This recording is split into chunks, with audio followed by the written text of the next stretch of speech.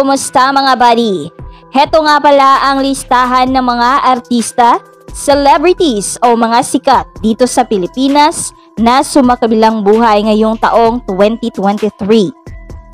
Well, for sure, ang iba dito ay alam mo na o nabalitaan mo na dahil na nga rin sa tulong ng social media. Pero syempre, since makakalimutin din tayo minsan ay heto at pinagsama ko na lahat from January to December. Dito ay malalaman nyo din ang exact date ng kanilang paglisan at ang sanhi mismo ng mga ito. Kaya kung gusto mong malaman ang buong detalye ay siguraduhin mo lang na tapusin ang videong ito hanggang sa dulo. I-like at i-subscribe mo na din yan para lagi kang updated sa mga bago nating videos.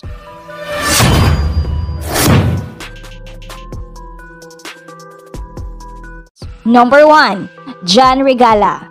Well, isa nga si John Regala sa pinakamahusay na kontrabida dito sa bansa at talaga namang napakarami ang humahanga sa kanya. Kaya naman noong isang araw na napabalita na lang siyang paggala-gala sa kalye at may karamdaman ay napakarami talaga ang nalungkot dito.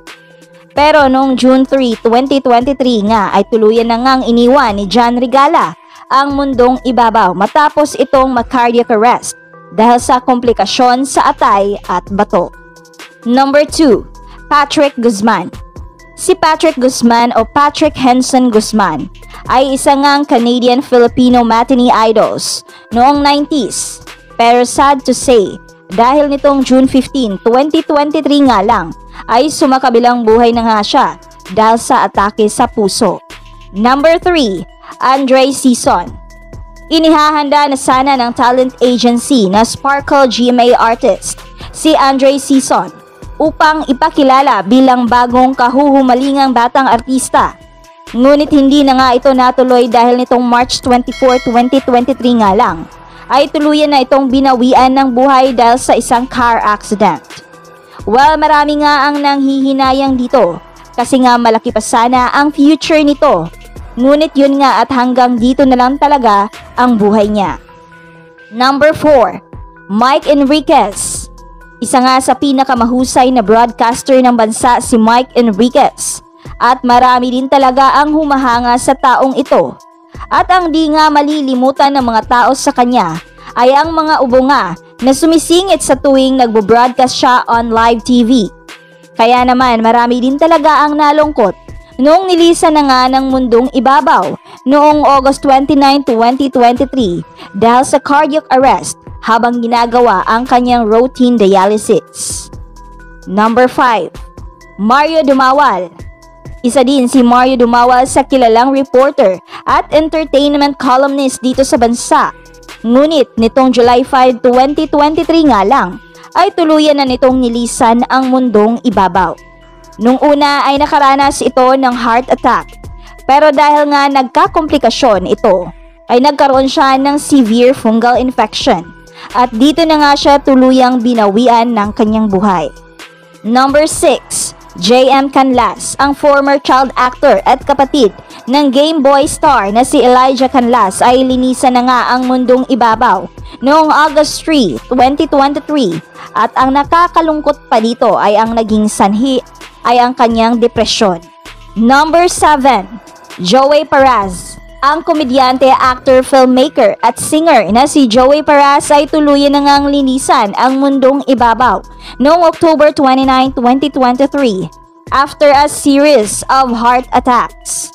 Sa pagkawalang ito nga ni Joey Paraz aka Big Kekang ay marami din talaga ang nalungkot. Lalo pat isa din talaga siya sa nagpabuhakak sa atin ng tawa noong mga panahong gusto nating maging masaya.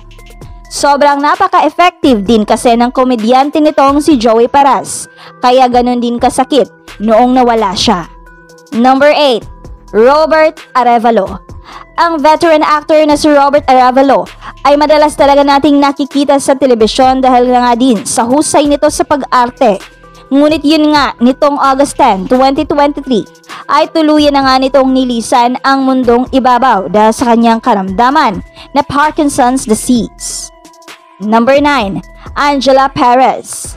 Si Rowena Mora Lim, o mas kilala nga bilang si Angela Perez, ay iniwan nga ang mundong ibabaw noong March 29, 2023 sa edad na 55 at ang dahilan nga dito ay stroke.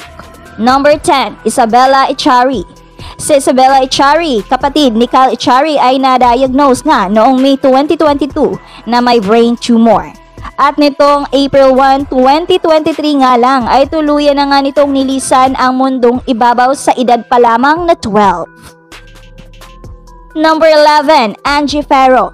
Si Angelica Caballero Ferro na isang veteran actress ay isinilang nga noong August 4, 1937 at sumikat noong 1970s.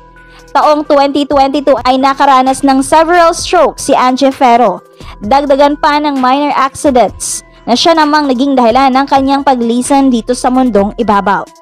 Number 12, Willie Nepomuceno. Si Willie Nepomuceno nga ang isa sa pinakasikat na impersonator dito sa bansa. At ang kadalasan nga niyang ini-impersonate ay mga sikat din dito sa Pinas, especially in politics.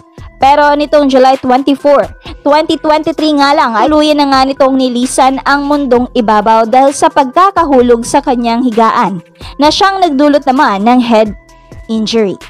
Number 13, Ricky Rivero.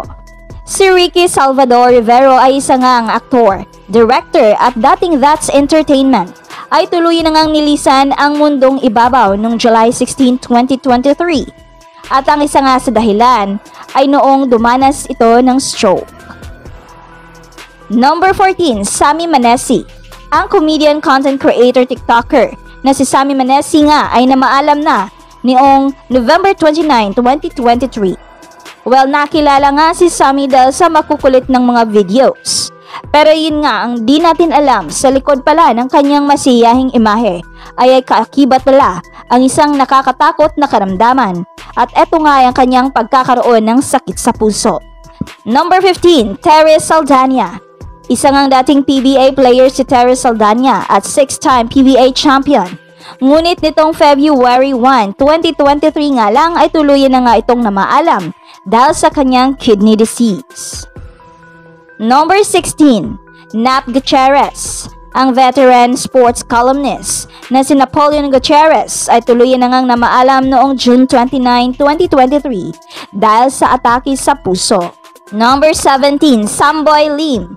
Ang PBA legend na si Samboy Lim aka The Skywalker ay tuluyan na ngang iniwan ang mundong ibabaw nitong December 23, 2023. Actually, nagsimula ang lahat ng ito noon pang year 2014 kung saan nag-collapse na lang si Samboy Lim after na makaranas ng heart attack which led him to coma. Pero noong January 2015 ay nagising. Pero yun nga, maaaring may factor din ito sa nangyari sa kanya. Ayon naman sa mga ulat na nasa tabi niya naman ang kanyang mga mahal sa buhay bago ito tuluyang na maalam. Marami din kasi ang nagmamahal kay Samboy Lim, especially ang mga tagahanga nga. Dahil sa likod nga ng kasikatan nito ay sobrang napaka-humble at down-to-earth pa rin nito. Number 18, Kokoy Baldo.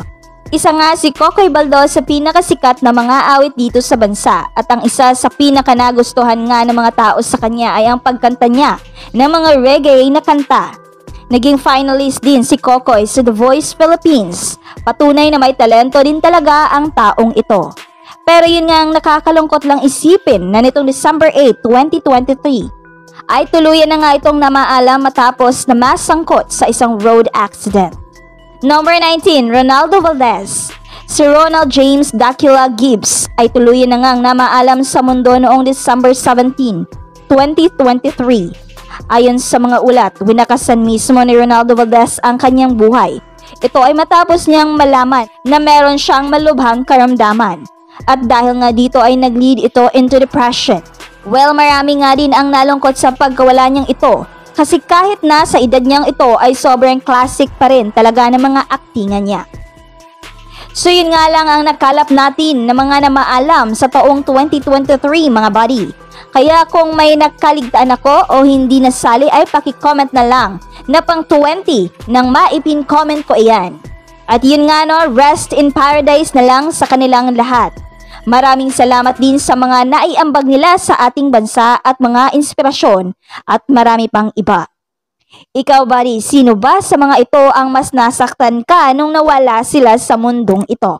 Comment down below. Hanggang dito na lang at see you on our next video. Adios!